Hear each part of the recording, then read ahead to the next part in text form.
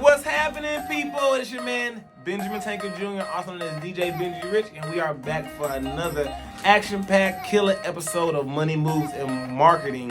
Before we get started, make sure you guys go in the bottom right corner or left and you like, you subscribe, and you share this with 5 people who are looking to make money online today. That is my ultimate job and purpose in life, is to help people like you get to the next level. So let's go ahead and get straight to the point. Today's video is about how to avoid pop-up shop scams in 2022. If you guys don't know what a pop-up shop is, pop-up shops have been around for a very long time. They're basically events where you rent an establishment, indoor or outdoor, and you basically reach out to other business owners and entrepreneurs, and they pay a fee to come be a part of the shopping experience that you're having at a pop-up venue or a pop-up place. So let's say they give you $50 for a vendor table, a 10 by 10 vendor table, so that they can sell their products at your event. And then your job as the event coordinator is to attract people to come up to the pop-up shop wherever you have it at, so that those people can purchase from the vendors and from the entrepreneurs. Well, this really skyrocketed in 2019 and 2020 and in 2021. It actually skyrocketed during the pandemic. Once the pandemic hit, there were so many people that were shopping and selling things online that it actually became a hot commodity to start throwing pop-up shops. Well, with every good thing, you have those bad apples, those bad seeds. You have those people who want to scam. Scamming has been at an all-time high since the pandemic, especially digitally scamming. And that's what we're going to talk about today. How not to get scammed at pop-up shops in 2022. And let me give you the definition of a scam. Definition of a scam: there are some people who will steal somebody else's flyer. They're going to say that they're having an event at a location. They will get you to send them money, and then there will be no event at that location because they stole the flyer, they didn't rent the location, and they basically put that together to fabricate a lie to take your money. Or number two, this is SCA, SCA. I wouldn't say scam, but it's close enough to a scam. People know that people are excited about getting business at these pop-up shops.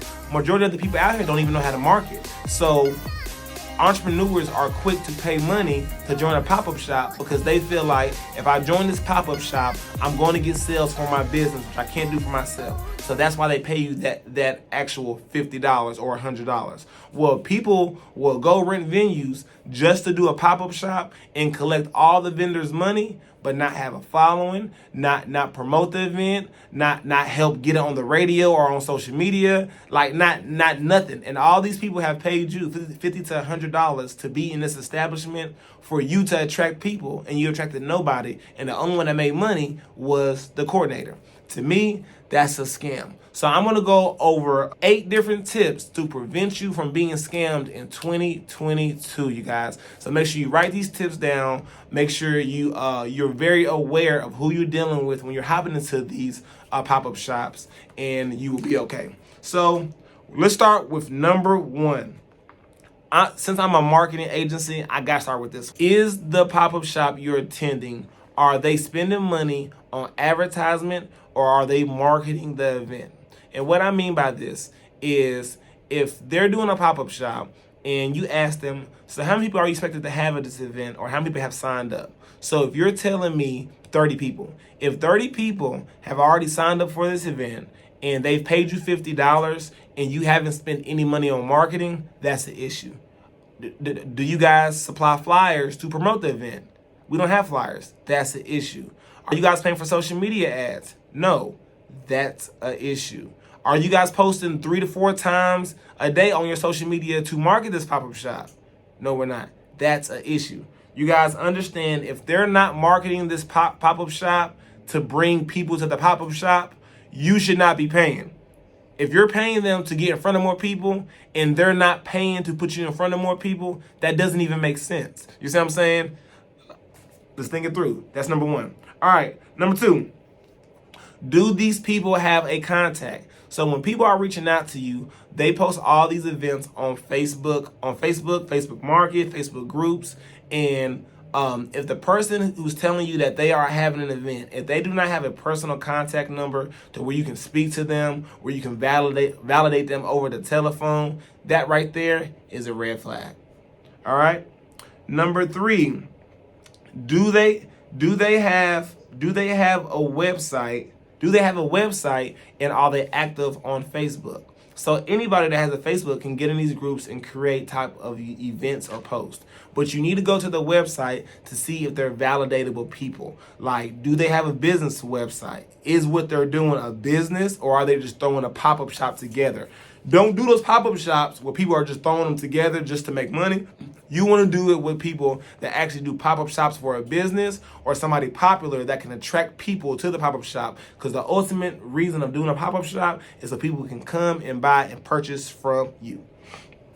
Also, if you stay to the end, and I'm going to give you guys 2 pop-up shops in Tennessee that are booming. They lit. I go to them, and you would definitely make money at these pop-up shops if you attend them. So if you stay to the end, I'll release that free gem and tool at the very end of this video.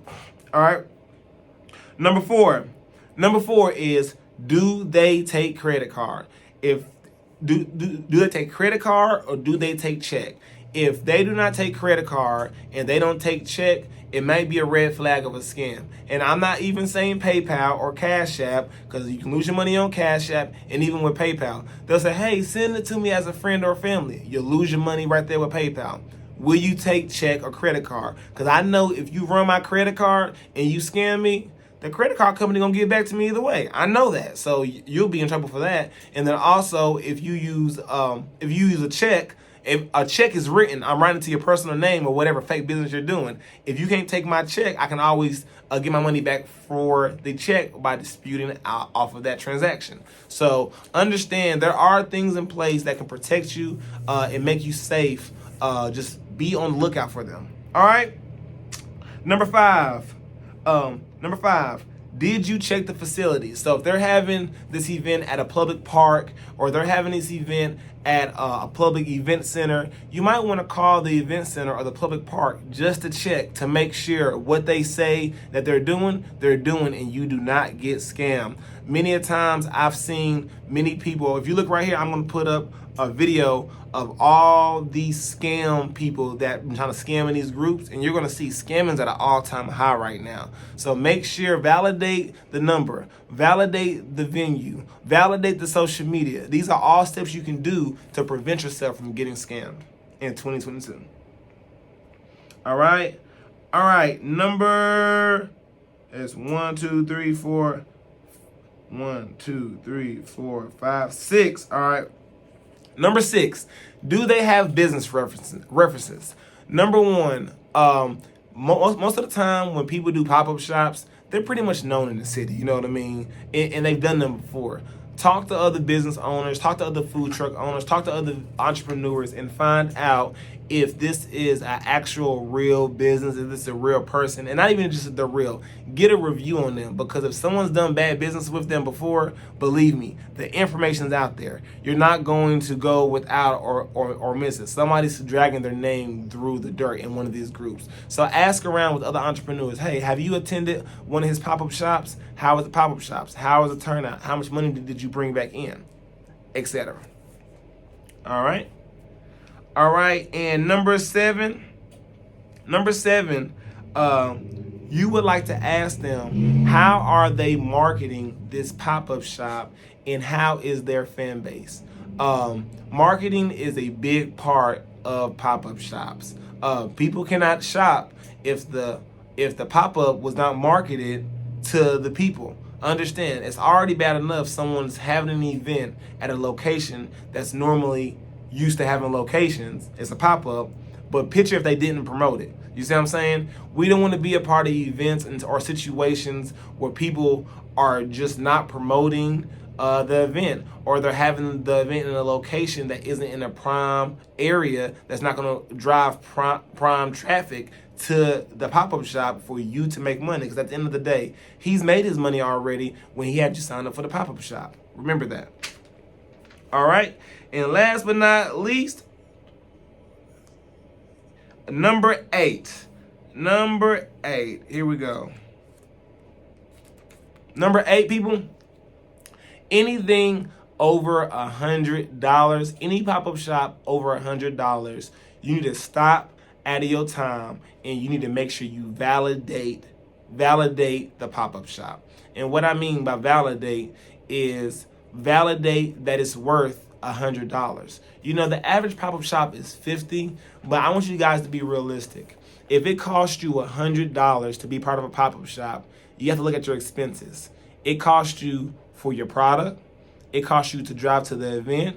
It costs you for all your table linens to dress your table up. It may cost you for your help, actually to help you at the pop-up shop. You see what I'm saying? So there are so many expenses inside of a pop-up shop. You want to make sure you're not being overcharged. I don't mind spending $100. The most I've spent for a vendor event was actually $1,000. But me spending that $1,000, they had over 5,000 people there for 2 days. So it made sense for me to spend $1,000 because I know the return on the investment would have been there. And then the service that I was offering was $1,000. So all it took me was to get one person at that event to pay me, and it paid for that event. So how much or how many of your products do you have to sell to actually make back the money you're investing in the pop-up shop?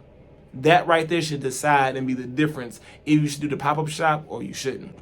People, my fault. Last but not least, I forgot to tell y'all the 2 pop-up shops that I would recommend you join this year coming up in the spring. They start back come April and they go from April all the way into December. And these are the #1 pop-up shops that I would recommend, that I've used personally. They're great people. The first one would be Shop Black. That is in They're based out of Nashville, Tennessee.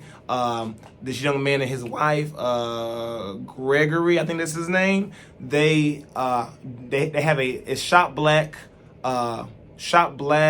Travel or something like that. They travel and they do pop-up shops in like 20 different states. So tap in with them. And also Black Murfreesboro, they have an amazing pop-up shop they do every Friday. And also they have a black market once a week on Saturdays. So make sure you tap in with both of those verified platforms and people that can provide you with ultimate and great pop-up shops to make money. Let's go.